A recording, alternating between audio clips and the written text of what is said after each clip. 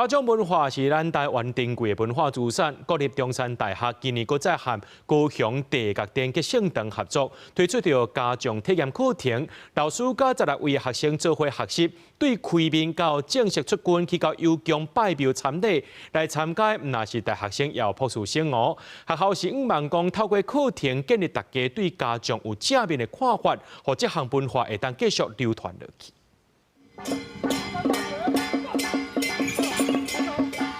16位学生穿家长的全副装备，对着上马口令，继续前往邮局拜庙参礼。中山大学甲吉圣堂合作，今年是第2届举办家长文化体验课。8个礼拜课程对啥物是家长文化有啥物禁忌，甚至是家长的定法、脚步等等，伫咧这门体验课拢会当做一摆学着。来参加的学生，查甫拢有，有的是中山大学的研究生，也有高雄师范大学的博士专工来学。这届出军啊，恁准备偌久啊？ 拄偌久，嘛是有1个月原定哦。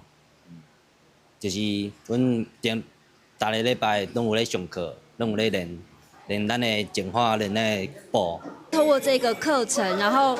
跟庙宇或是跟家将可以拉近关系，然后甚至说可以亲自去参与，在这方面来讲其实是很不容易的，因为他必须要突破非常多可能长辈啊或是传统的禁忌这方面。课程上尾这节课就是正式的家长出军体验，16个学生对开面开始，包括身躯顶穿的、戴的、手顶提的，全部拢是传统家长的正式规格。一路对着logo声来到邮局，拍我一棒刷，家长随展开阵势，虽然脚步手势甲正式的种脚步对比，不过看在副教授罗景文的眼内，少年人愿意接受人物定头文化，已经达到其开课的目的。爱学这个脚步手路定法，还佫有一寡禁区，所以要做一个合格种脚种员，其实是足复杂的。阮伫咧学习的过程中，嘛当感觉讲，这是一个无简单的代志，绝对毋是咱所想的迄种刻板的印象，就是讲咱这个家长就是拢为非三做的歹囡仔安尼。出军过程，家长落尾休困的时阵，拄好撞到一阵美国来游客专工来找因翕相。